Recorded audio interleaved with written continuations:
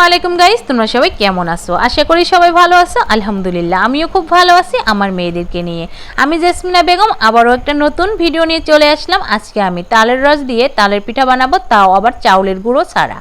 তো আমি কিভাবে এই পিঠাটা তৈরি করি তোমরা ভিডিওটা কন্টিনিউ করো, বুঝতে পারবে।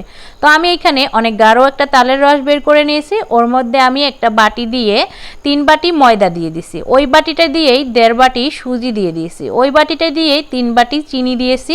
স্বাদ মতন লবণ দিয়ে আমি নারকেল মিক্সিং জারে মিক্সিং করে নিয়েছি। ওই নারকেলটা দিয়ে দিলাম। দেওয়ার পাশে হাত দিয়ে ভালো করে এটা মাখিয়ে নিব। যতক্ষণ না সব কিছু ভালো করে মিশ হয়ে যাইতেছে ততক্ষণ এইটা ভালো করে মাখাবো। মাখানোর পরে আমি এইটা বুঝে নেওয়া লাগবে যে এর মধ্যে তালের রসের দরকার নাকি ময়দা বা সুজির দরকার। যদি এইটা টাইট হয় তাহলে এর মধ্যে তালের রস দিয়ে আরও মাখাবো, আর যদি এইটা নরম হয় তাহলে এর মধ্যে কিন্তু ময়দা বা সুজি অ্যাড করা যাবে, এইটা ঠিক করার জন্য বা টাইট করার জন্য। তো আমি এইটা ভালো করে মাখিয়ে নিতেছি। আমার এটা কিন্তু টাইট হয়ে গেছে, তাহলে এখানে কি করা লাগবে, তালের রস দিতে লাগবে। তো আমি এইভাবেই কিন্তু সবটাই মাখিয়ে নিছি ভালো করে, সবটাই মিশ হয়ে গেছে। এর মধ্যে আমি কিছু তালের রস সাইডে রেখে দিয়েছিলাম, ওই রসটা এর মধ্যে দিয়ে দিব।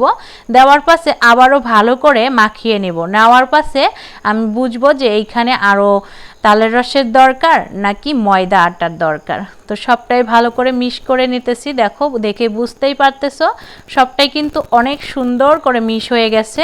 এই তো এখানে আমি এখন তালের রস দিয়ে দেব। যেই রসটা আমি সাইডে রেখেছি ওই রসটা দিয়ে আমি মিশ করে নেব ভালো করে। তালের রসটা কিন্তু দেখে বোঝাই যাইতেছে কত ভারী একটা রস বের করেছি আমি। আর যারা তালের রস বের করা অনেক ঝঞ্ঝাট মনে করেন তাদের জন্য আমার একটা ভিডিও দেওয়া আছে, ভিডিওটা দেখে নেবেন। অতি সহজেই কিন্তু তালের রসটা বের করে ফেলতে পারবেন। আর চালের গুঁড়ো ছাড়াই কিন্তু এই পিঠাটা অনেক সুন্দর হবে, অনেক তুলতুলো হবে। আমি কিন্তু তালের রস বের করাটাও দেখিয়ে দিয়েছি, আর কিভাবে চাউলের গুঁড়ি ছাড়া পিঠা তৈরি করবেন তেল পিঠা, এইটাও কিন্তু আমি এই ভিডিওতে পুরোটাই দেখিয়ে দেব। তো এই তো রসটা দিয়ে দিলাম, পুরোপুরি রসটার দরকার আর কি। আমার ডোটা কিন্তু মোটামুটি হয়েই গেছে। এই তো ভালো করে মিশ করে নিয়েছি। এইটা কিন্তু এখন পিঠা বানানোর জন্য একদম রেডি। তো আমি এর মধ্যে একটু ফুড কালার দিয়ে দিব। আমি এই কালারটা স্কিপ করে ফেলেছি, ভিডিওটা আমার করাই হয় নাইকে। তার পাশে আমি এই তো এইখানে দিয়ে দিছি ফ্রুট কালার। দেওয়ার পাশে তেলটা গরম হয়ে গেছে, এর মধ্যে আমি পিঠাগুলো দিয়ে দিলাম। এই দেখো, চাউলের গুঁড়ি ছাড়াই এত সুন্দর পিঠা।